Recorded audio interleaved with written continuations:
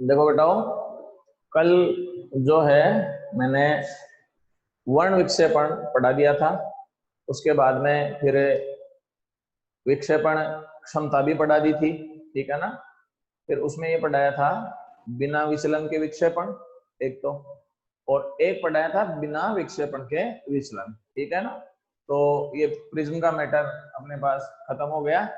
अब अपन चलते हैं नेक्स्ट टॉपिक लेंगे, इंद्रधनुष ले लेते हैं, रेनबो।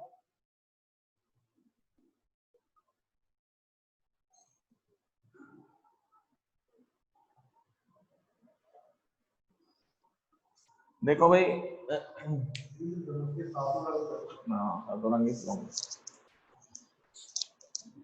हाँ भाई, तो इंद्रधनुष की जो घटना है अपने पास वो तीन प्रकाशीय घटनाओं पर आधारित होती है। एक तो है पूर्ण आंतरिक परावर्तन, एक अपवर्तन है, और एक है वर्ण विक्षेपण। तीनों घटनाएं एक साथ काम करती है। इंद्रधनुष अभी आप देख ही रहे हैं, बारिश के दिनों में ही बनता है अपने पास। सामान्यतः जब बारिश बंद हो जाती है, ठीक है ना, या बरसात हो चुकी होती है, तब कुछ बारिश की छोटी बूंदें हवा में सस्पेंडेड रहती है, लटकी हुई रह जाती है अपने पास। उस समय अपने पास जब प्रकाश की किरणें बारिश की बूंदों से गुजरती है तो बारिश की बूंदें प्रिज्म की तरह कार्य करने लगती है। प्रिज्म की तरह कार्य करने लगती है तो उसमें वर्ण विक्षेपण भी होता है, पूर्ण आंतरिक परावर्तन भी होता है, और अपवर्तन भी होता है, जिसके कारण आकाश में रंगों का स्पेक्ट्रम दिखाई देता है। इस स्पेक्ट्रम को इंद्रधनुष कहा जाता है। तो इंद्रधनुष की परिभाषा आ गई समझ में अपने पास। परिभाषा ये हो गई कि जब प्रकाश की किरणें पानी में, वायुमंडल में उपस्थित पानी की छोटी बूंदों से गुजरती है तो वर्ण विक्षेपण, पूर्ण आंतरिक परावर्तन और अपवर्तन की घटना के कारण आकाश में रंगों का स्पेक्ट्रम दिखाई देता है। इसको इंद्रधनुष कहा जाता है, ठीक है। इंद्रधनुष में अपने पास आप जानते ही हैं रंगों का क्रम जो होता है वो विबग्योर होता है भाई, VIBGYOR, ठीक है। और अगर हिंदी में देखें तो फिर ये लिखोगे आप बेजानी है, पी ना और ला होता है अपने पास, ठीक है। सबसे पहले एक चीज बता देता हूं, इंद्रधनुष देखने के लिए सूर्य की स्थिति प्रेक्षक के पीछे होनी चाहिए। मतलब यह है कि सूर्य पीठ के पीछे हो तो इंद्रधनुष दिखाई देता है। तो अपन ये कह सकते हैं कि इंद्रधनुष का निर्माण सूर्य के विपरीत दिशा में होता है। इसीलिए दोपहर से पहले इंद्रधनुष जब बनता है अपने पास तो आप लोगों ने देखा होगा पश्चिम दिशा में बनता है, और अगर दोपहर के बाद में बनता है तो वो इंद्रधनुष का निर्माण पूर्व दिशा में होता है। मतलब इसमें अपने पास इंद्रधनुष का निर्माण होता है। अब अपन चलते हैं कि इंद्रधनुष का निर्माण अपने पास है कैसे होता है, वो मैं बता देता हूं। देखो, सबसे पहले अपन चलें, ये जैसे पानी की बूंद है भाई, यहां से कोई श्वेत प्रकाश की किरण आ रही है, यहां से सबसे पहले ये एंटर करेगी तो इसका वर्ण विक्षेपण हो जाता है भाई। वर्ण विक्षेपण हो जाएगा तो इसको यूं समझो कि ये यहां से यहां पर हो गया अपने पास। कल मैंने बताया था सर्वाधिक विचलन कौन से रंग का होता है, बैंगनी रंग का, और सबसे कम विचलन कौन से रंग का होता है, लाल रंग का होता है अपने पास। तो ये रेड कलर की हो जाएगी, ये वायलेट कलर की लाइट हो जाएगी। बीच वाले जो है ना 5 रंग, वो इनके बीच में ही रहते हैं अपने पास। अब यहाँ पर इसका पूर्ण आंतरिक परावर्तन होता है तो ये पूर्ण आंतरिक परावर्तन इसका यहाँ पर हो जाता है। ये पूर्ण आंतरिक परावर्तन हो गया। अब पूर्ण आंतरिक परावर्तन हो गया तो प्रकाश की किरणें यहाँ आ गई। इस जगह पर इनका अपवर्तन होता है भाई। यहाँ पर क्या होता है, इनका अपवर्तन होता है। अपवर्तन होता है तो ये प्रकाश की किरणें जो है वो बाहर निकल जाती है, यूं बाहर निकल जाती है, ठीक है। ये क्षितिज हो गया अपने पास, या समतल जगह हो गई। अब अपने पास ये देखो, ये किरण कौन सी हो जाएगी, वॉयलेट, ये किरण कौन सी हो जाएगी अपने पास है, रेड हो जाएगी।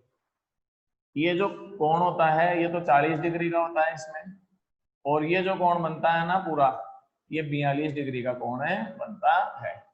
अगर कोई प्रेक्षक देखता है तो आकाश में रंगों का स्पेक्ट्रम जो है वो इस स्थान पर दिखाई देगा अपने पास, यहाँ पर इंद्रधनुष दिखाई देता है। तो देखो एक बार सूर्य यहाँ हो गया, इंद्रधनुष का निर्माण यहाँ हो रहा है कि नहीं हो रहा है, तो सूर्य के सामने इंद्रधनुष का निर्माण होता है। ठीक है, ये कोण 40 और 42 डिग्री के होते हैं। इनमें अपने पास दोनों के लिए, लाल और बैंगनी रंग के लिए, कितने कोण का अंतर आता है? 2 डिग्री का अंतर चलता है अपने पास। दोनों में डिफरेंस कितने डिग्री का है? 2 डिग्री का डिफरेंस रहता है। एक चीज और चलते हैं, इंद्रधनुष जो है 2 प्रकार के होते हैं भाई। एक तो होता है प्राथमिक इंद्रधनुष और एक होता है द्वितीयक इंद्रधनुष।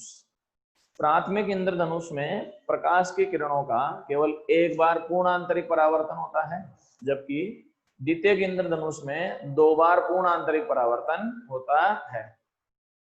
द्वितीयक इंद्रधनुष में रंगों का क्रम जो है प्राथमिक इंद्रधनुष का उल्टा दिखता है अपने पास। ज्यादातर तो जो है ना अपने को केवल एक ही इंद्रधनुष दिखाई देता है, और वो जो इंद्रधनुष दिखाई देता है वो प्राथमिक इंद्रधनुष ही दिखाई देता है। पर कभी कभार आप देखना कि एक के ऊपर एक और दिखाई देता है, वो 2 इंद्रधनुष होते हैं, एक प्राथमिक होता है और एक द्वितीयक होता है। दूसरे इंद्रधनुष में अपने पास रंगों का क्रम पहले का उल्टा हो जाएगा, साथ ही साथ उसमें 2 बार पूर्ण आंतरिक परावर्तन की घटना होती है। इसमें अपने पास केवल कितने बार होती है? 1 बार पूर्ण आंतरिक परावर्तन की घटना होती है। अब अपन चलते हैं द्वितीयक इंद्रधनुष का निर्माण। देखो भाई कैसे होता है। द्वितीयक इंद्रधनुष का निर्माण यूं होता है। प्राथमिक इंद्रधनुष में तो प्रकाश की किरण सेंटर से ऊपर की ओर आ रही होती है, इसमें सेंटर से नीचे की ओर प्रकाश की किरणें आपतित करते हैं।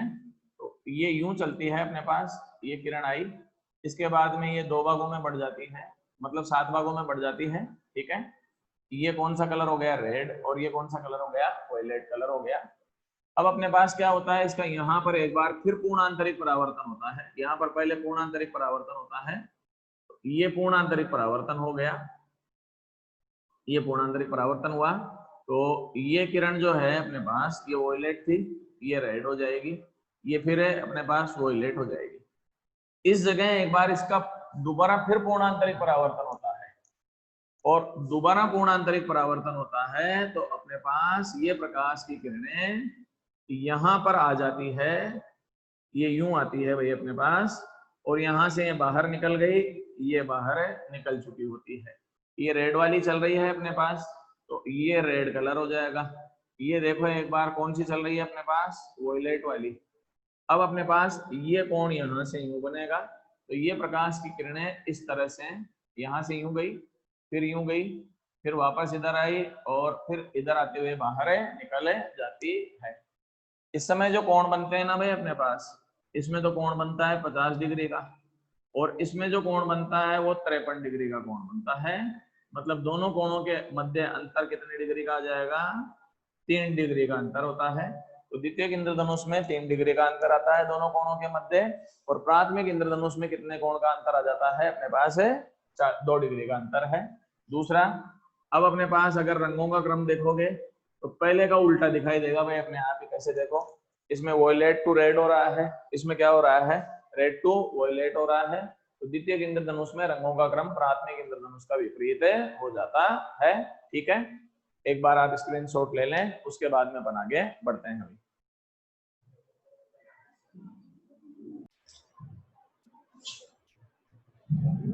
हाँ भाई, नेक्स्ट टॉपिक है प्रकाश का प्रकीर्णन। ठीक है, तो इंद्रधनुष हो ही गया, वर्ण विक्षेपण वगैरह हो गया सारा का सारा। अब अपन चलते हैं प्रकाश का प्रकीर्णन, स्कैटरिंग ऑफ लाइट।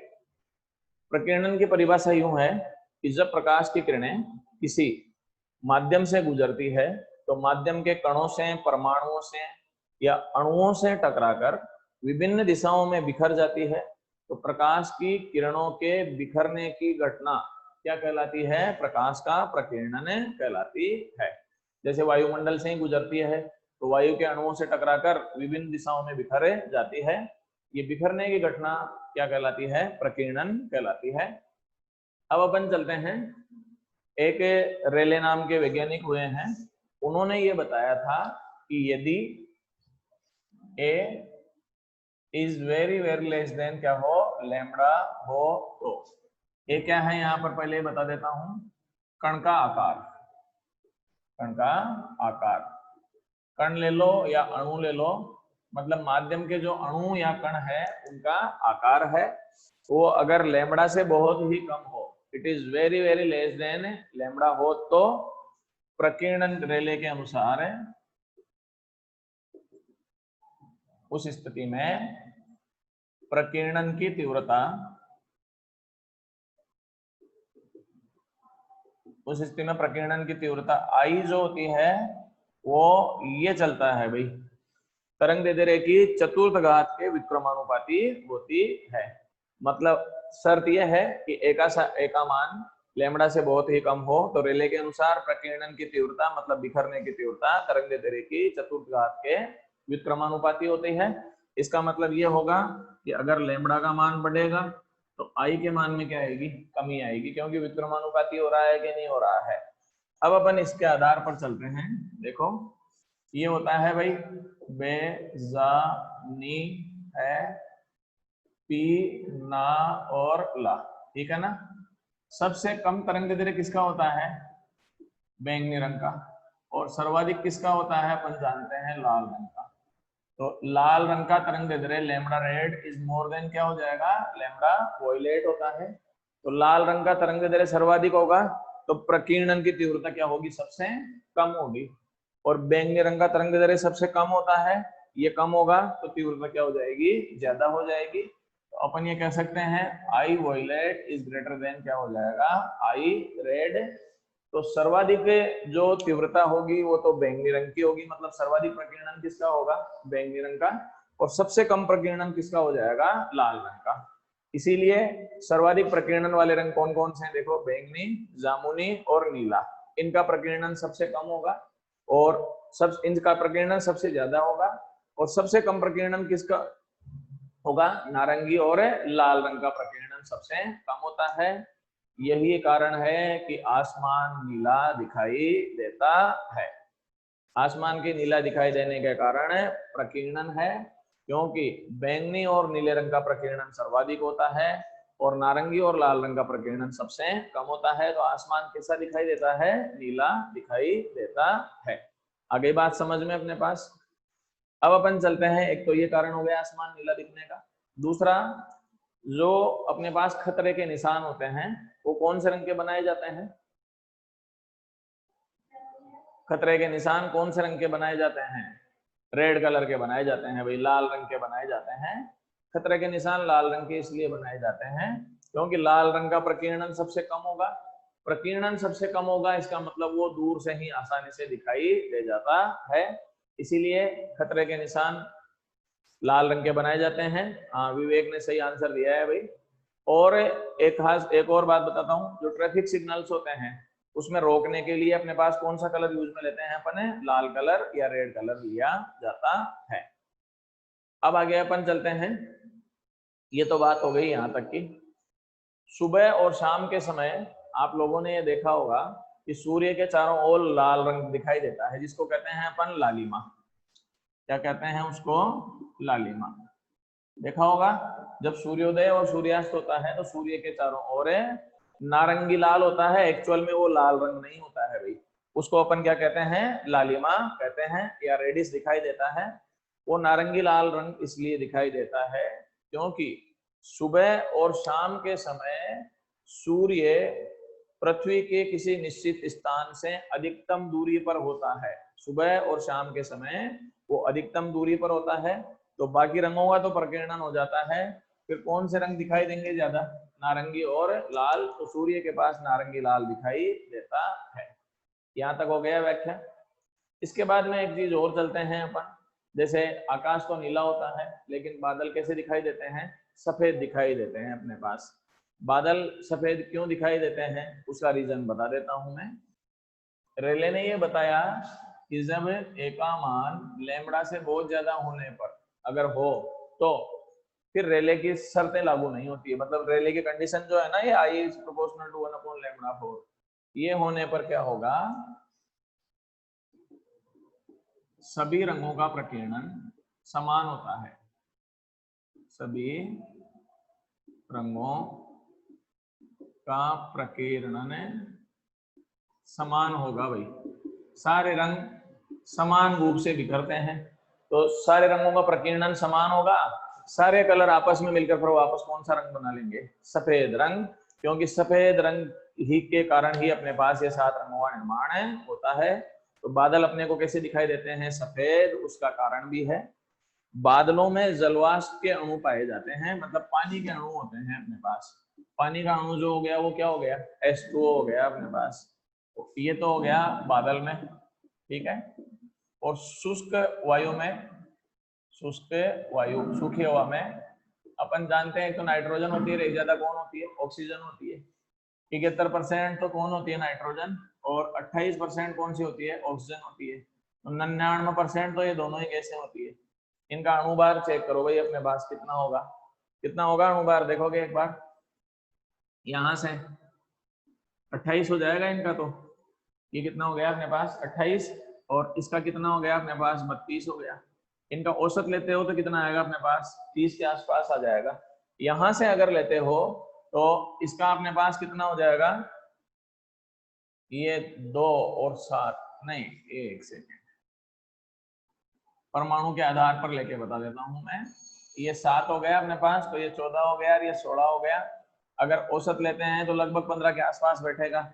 इसमें ये कितना हो जाएगा, 8 और 2 10,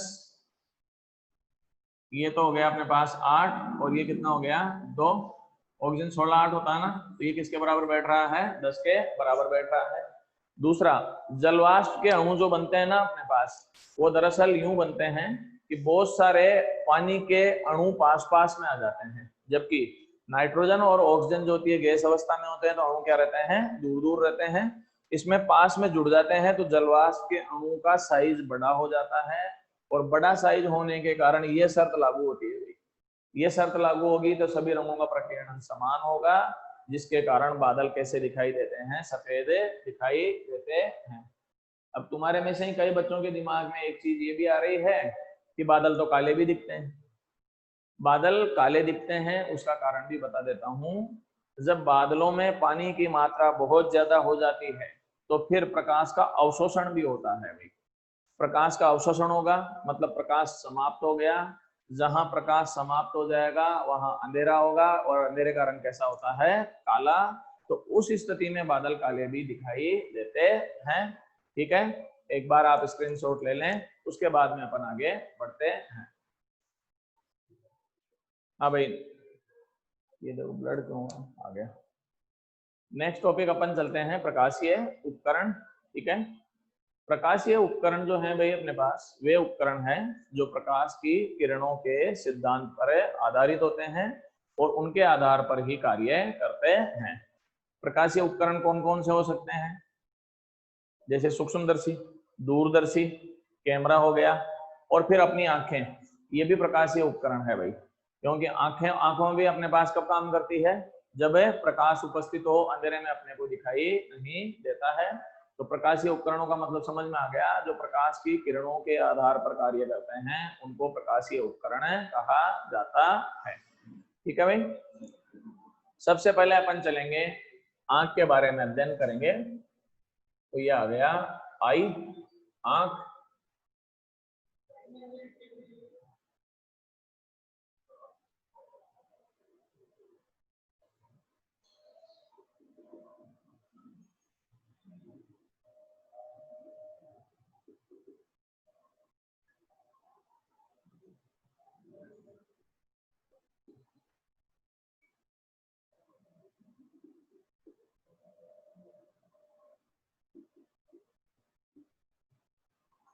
देखो भाई, आंख के बारे में ज्यादा डिटेल्स हैं, 10th क्लास में भी हैं, और बायो वालों के तो फिर बायो में है ही, कोई दिक्कत ही नहीं है। अपने यहाँ ज्यादा डिटेल से नहीं है, अपने यहाँ तो केवल प्रतिबिंब का निर्माण कैसे होता है आंख में, वही चीज देखी जाती है। आप अपन जानते भी हैं, आपने 10th में पढ़ा भी होगा कि आंख में अपने पास एक तो कॉर्निया होता है, एक वो काचा द्रव होता है अपने पास, और भी बहुत सारी चीजें होती हैं। अपने यहाँ ज्यादा डिटेल नहीं है।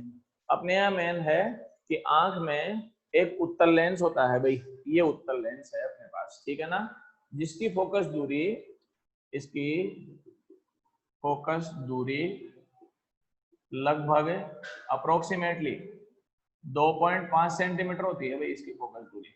लगभग क्यों लिखा है अभी समझ में आ जाएगा। इसकी फोकस दूरी लगभग 2.5 सेंटीमीटर होती है। इस लेंस के ऊपर और नीचे पक्षमाभी पेशियां लगी रहती है, मांसपेशियां लगी रहती है, उनको पक्षमाभी पेशियां कहा जाता है। ये जो पक्षमाभी पेशियां होती है अपने पास, वो लेंस को यूं खींच भी सकती है, यूं खींचेगी तो लेंस पतला हो जाएगा, और यूं दबा भी सकती है, दबा देगी तो क्या हो जाएगा, लेंस मोटा भी हो जाएगा। तो लेंस की पोजीशन में और लेंस की मोटाई में परिवर्तन पक्षमाभी पेशियों के द्वारा किया जा सकता है। आगे अपन चलते हैं। ये लेंस है, लेंस से जब प्रकाश की किरणें गुजरती है तो प्रतिबिंब का निर्माण कहां पर होता है, रेटिना पर होता है। तो अपन ये कहें कि रेटिना जो है किसका कार्य करेगा, इसमें पर्दे का कार्य करता है अपने पास। तो आंख के लेंस के लिए रेटिना किसका कार्य करता है, पर्दे का कार्य करता है। अब मैं एक चीज बता देता हूं, आंख में ये रहता है कि वस्तु को कहीं भी रख दिया जाए, वस्तु को कहीं भी रख दिया जाए, प्रतिबिंब का निर्माण हमेशा ही कहाँ होगा, रेटिना पर ही होता है। क्योंकि रेटिना से फिर अपने पास जो नर्व सिस्टम है, जिसको तंत्रिका तंत्र कहते हैं, वो तंत्रिका तंत्र जुड़ा रहता है, जो मस्तिष्क में, ब्रेन में जाता है अपने पास। तो नेत्र अपने पास आंख की सबसे बड़ी विशेषता यही रहती है कि वस्तु को भले कहीं भी रख दिया जाए, प्रतिबिंब का निर्माण हमेशा ही कहां पर होगा, रेटिना पर ही होता है। अब अपन चलते हैं कि रेटिना पर ही होगा, तो फिर अपने पास एक दिक्कत कैसे रहेगी, देखो जैसे वस्तु अपने पास अनंत से आ रही है, वस्तु अनंत पर है, तो इनफाइनाइट पर हो गया। अगर अपन अनंत की चीज देख रहे हैं तो वस्तु अनंत पर हो गई, तो प्रतिबिंब का निर्माण कहां पर होगा, फोकस पर हो जाएगा। उस समय ये फोकस दूरी हो गई 2.5 सेंटीमीटर, तो रेटिना पर प्रतिबिंब का निर्माण हो जाता है। मान लो कि अब अपन किताब पढ़ना चाह रहे हैं, क्या पढ़ना चाह रहे हैं अपन, किताब पढ़ना चाहते हैं। किताब पढ़ने के लिए अपन ज्यादातर 25 सेंटीमीटर पर रखते हैं, तो u बराबर कितना हो गया, माइनस का 25 सेंटीमीटर हो गया, ठीक है ना। अब अपन निकालें इसमें, तो 1/f बराबर 1/v माइनस 1/u। इससे v का मान अगर निकालते हो तो 1/v इज इक्वल टू, या v का मान आ जाएगा uf upon u plus f हो जाएगा। u का मान कितना है, माइनस का 25, f का मान 2.5 बटे माइनस का 25 प्लस का 2.5 हो गया। इसको अगर सोल्व करें तो अपने पास ही आएगा v बराबर माइनस का 25 इंटू 2.5 बटे माइनस का 22.5 हो गया भाई अपने पास, ठीक है ना। ये अपने पास इससे कैंसिल करें तो ये 9 टाइम्स कैंसिल हो गया, माइनस माइनस प्लस हो गया। v बराबर आया 25/9, तो 18 70 70 का मतलब हो गया अपने पास है 9 18 7 70 9 7 63 और 7, ये यहाँ पर प्रतिबिंब का निर्माण होना चाहिए। मतलब अब प्रतिबिंब का निर्माण कितनी दूरी पर होना चाहिए, 2.77 सेंटीमीटर पर प्रतिबिंब का निर्माण होना चाहिए। लेकिन मैं बता देता हूं कि नेत्र लेंस के बीच में और रेटिना के बीच में दूरी जो है ना, वो 2.5 सेंटीमीटर ही है भाई। तो फिर तो ये स्थिति आ गई कि प्रतिबिंब तो पीछे चला गया। जब पीछे चला गया तो आदमी देखेगा कैसे। तो इस समस्या का समापन या इस समस्या का समाधान ऐसे होता है, अपन ने ये जो सब माना है ना, ये सारा का सारा ये पूरा ही गलत है। ये जो मैंने माना है ना और गणना करी है, ये पूरी गणना ही गलत है। और कहां से गलत है, ये यहां से गलत है। f का मान जो माना है ना आपने 2.5, ये गलत है। दरअसल होता क्या है, जब अपन किताब पढ़ना चाहते हैं तो मैंने ये बताया कि वस्तु चाहे कहीं भी रख दी जाए, प्रतिबिंब का निर्माण हमेशा ही रेटिना पर होता है। इसका मतलब v का मान भी फिक्स हो गया इसमें। तो अब ये सोल्व यूं होगा, इसको यूं सोल्व करेंगे कि इसमें v का मान फिक्स हो गया कि प्रतिबिंब का निर्माण हमेशा ही कहां पर होना है, 2.5 सेंटीमीटर पर होना है। तो फिर 1/f बराबर 1/v माइनस 1/u। तो अब अपन चलें इसमें, 1/f बराबर ये अपने पास 1/v का मान 2.5 हो गया, माइनस में अपने पास 25 हो गया, माइनस माइनस प्लस हो जाएगा। तो लघुत्तम ले लें अपने पास, ये 10 प्लस 1 बटे कितना हो जाएगा, 25 हो जाएगा, ठीक है ना। और 1/f हो जाएगा, यहां से अगर आप सोल्व करते हो तो अब जो है यहां से चेक करें अपने, तो f का मान आ गया 25/11, तो f बराबर 2, 3 बचे, तो ये फिर 2, 8 बचे, और ये मतलब इस समय आंख के लेंस की फोकस दूरी कितनी काम में आएगी? 2.27 सेंटीमीटर। मैं यही चीज बताना चाह रहा हूं कि नेत्र लेंस की फोकस दूरी फिक्स नहीं होती है, वो अपने आप एडजस्ट होती रहती है, कम ज्यादा होती रहती है, और उसको कम ज्यादा करने का काम कौन करता है? पक्षमापी पेशियां करती है भैया अपने पास। जब अपन कोई अनंत की वस्तु देखते हैं तो उसको आंखें जो है आराम की स्थिति में रहती है, अपन दूर तक देखते हैं। जैसे ही अपन किताब पढ़ना चाहते हैं, आंखों पर जोर पड़ता है, उस समय पक्षमापी पेशियां लेंस की मोटाई को इस हिसाब से एडजस्ट करती है कि वो फोकस दूरी का मान घटाकर कितना कर देती है? 2.27 सेंटीमीटर कर देती है। यूं अपने पास फोकस दूरी कितनी है इस समय? 2.5 है। तो लेंस की फोकस दूरी में परिवर्तन कर देती है, जिसके कारण प्रतिबिंब की स्थिति में कोई भी परिवर्तन नहीं होता है। तो आपको समझ में आ गया होगा, कोई डाउट तो नहीं है इसमें भाई? अब वस्तु कहीं भी रख दी जाए, प्रतिबिंब का निर्माण हमेशा ही कहां पर होगा? रेटिना पर होता है। इसको बोलते हैं आंख की समंजन क्षमता, accommodation power of a lens, या अकोमोडेशन पावर ऑफ ए आई। मतलब यह है कि अपने पास वस्तु चाहे कहीं भी रखी जाए, प्रतिबिंब का निर्माण सदैव रेटिना पर ही किया जाता है। इसे आंख की समंजन क्षमता कहा जाता है। ये है भाई समंजन क्षमता का मतलब, अकोमोडेशन पावर कहते हैं इसको। ये समंजन है, अकोमोडेशन पावर, एडजस्टमेंट पावर भी कहते हैं। तो अपन ये कह सकते हैं कि नेत्र लेंस की फोकस दूरी स्वसमायोज्य होती है, सेल्फ एडजस्टेबल। वो ऑटो एडजस्टेबल है, अपने आप एडजस्ट हो जाती है कि कब कम होना है और कब ज्यादा होना है। ये तो बात हो गई यहां तक। आगे एक चीज और बताता हूं अपने पास। स्वस्थ और वयस्क आंख के द्वारा, दो शब्द बोले हैं मैंने, स्वस्थ और वयस्क आंख के द्वारा स्पष्ट देखने की न्यूनतम दूरी को निकट बिंदु कहते हैं। क्या कहते हैं इसको? निकट बिंदु, नियर पॉइंट कहलाता है। इसको डी से लिखते हैं, और डी बराबर कितना होता है? -25 सेंटीमीटर। किसके बराबर होता है? डी बराबर -25 सेंटीमीटर। देखो, निकट बिंदु का मान 25 सेंटीमीटर होता है। स्वस्थ और वयस्क आंख की बात की जा रही है अपने पास। स्वस्थ आंख का मतलब है कि बिना चश्मे के देखना। वयस्क का मतलब है कि उम्र जो है 16-17 साल के आसपास होने लग जाए तो वो वयस्क आंख कहलाती है। अपन ज्यादातर जो किताब पढ़ते हैं ना, जैसे आप लोगों की उम्र में जो आप लोग किताब पढ़ते हो, तो आप किताब को इतना पास में रखते हो, वो दूरी लगभग 25 सेंटीमीटर के बराबर होती है भाई। तो वो अपने पास निकट बिंदु कहलाता है, नियर पॉइंट है।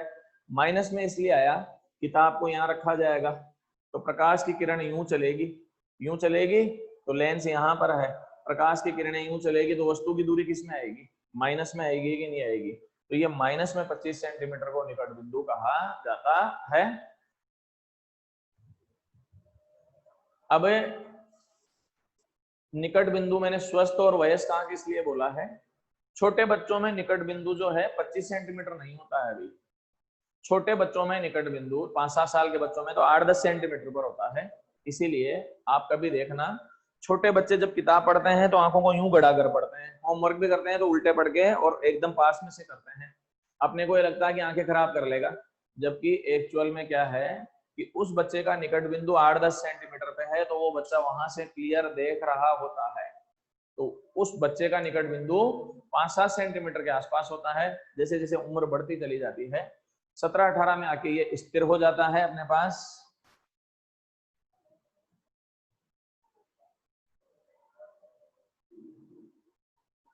तो ये अपने पास 17-18 में आते आते अपने पास स्थिर हो जाता है। ठीक है, अब अपन चलते हैं। उसके बाद में आई लेंस जो होता है, निकट बिंदु जो होता है आदमी का, वो लगभग 40 साल तक तो 25 सेंटीमीटर ही बना रहता है। फिर 40 साल के बाद में क्या होता है कि निकट बिंदु जो है ना 25 सेंटीमीटर से दूर विस्थापित होने लगता है। जैसे मुझे ही ले लो, मुझे 25 सेंटीमीटर से किताब दिखाई नहीं देती, अक्सर दिखाई नहीं देते हैं, तो मुझे थोड़ा दूर सरकाना पड़ता है। तो 40 साल के बाद में निकट बिंदु आगे सरकने लगता है। अभी अपने पास 25 सेंटीमीटर से ज्यादा हो जाएगा, फिर वो 30 सेंटीमीटर हो जाएगा, फिर 35 भी हो जाएगा। बूढ़े लोग जो हैं कभी अखबार पढ़ते हैं बिना चश्मे के, तो आपने देखा होगा वो बहुत दूर ले जाके देखते हैं कि नहीं देखते हैं। इसका मतलब वो बूढ़ा आदमी जहां से बिना चश्मे के किताब या अखबार को पढ़ लेता है, उसका निकट बिंदु वहां पर शिफ्ट हो चुका है, जिसको अपन जरा दृष्टि दोष भी कहते हैं। वो मैं आगे पढ़ाऊंगा। ये तो बात हो गई निकट बिंदु की, ठीक है। उसके बाद में अपने पास है आते हैं दूर बिंदु। क्या अपन चलते हैं इसमें, दूर बिंदु, फार पॉइंट, ठीक है। दूर बिंदु का मतलब होता है स्वस्थ और वयस्क आंख के द्वारा जितनी दूरी तक लंबाई में, जितनी दूरी तक आसानी से देखा जा सकता है, उसको दूर बिंदु कहते हैं। कहां तक देख सकते हैं भाई अपन, अनंत तक। तो स्वस्थ और वयस्क आंख का दूर बिंदु कहां पर होता है, अनंत पर होता है। उम्र बढ़ने के साथ साथ इसमें भी परिवर्तन आने लगता है। आप लोगों ने देखा होगा कि बूढ़े लोग जो 60-70 से ऊपर के होते हैं, उनको बिना चश्मे के दूर का दिखाई देना कम हो जाता है। जैसे मान लो कि एक आदमी है 500 मीटर की दूरी से दिख रहा है, तो वो उनको धुंधला दिखेगा, तो वो कहेंगे यार कोई आ तो रहा है पर मैं उसको पहचान नहीं पा रहा हूँ। फिर वो जैसे जैसे आदमी पास में आता है, पास में आया, फिर वो एक निश्चित बिंदु के बाद में कहते थे यार ये अपने पास है राम गोपाल है, इसका मतलब वो उस आदमी को पहचान लिया।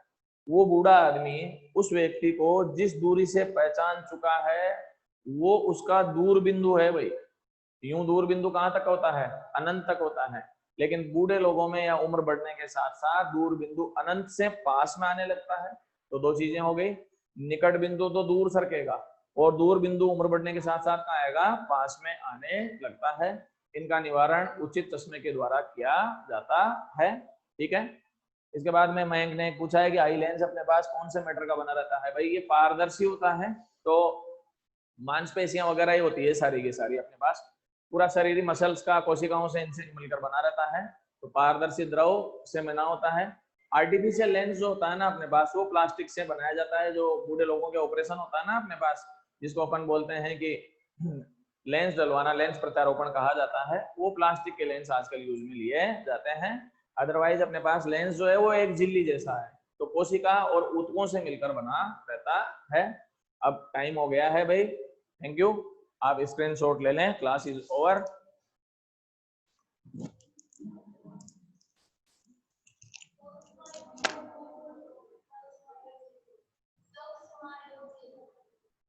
अपने आप खुद ही एडजस्ट हो जाए, उसको बोलते हैं स्वसमर्थ। अपने को कोशिश नहीं करनी पड़ेगी, खुद ही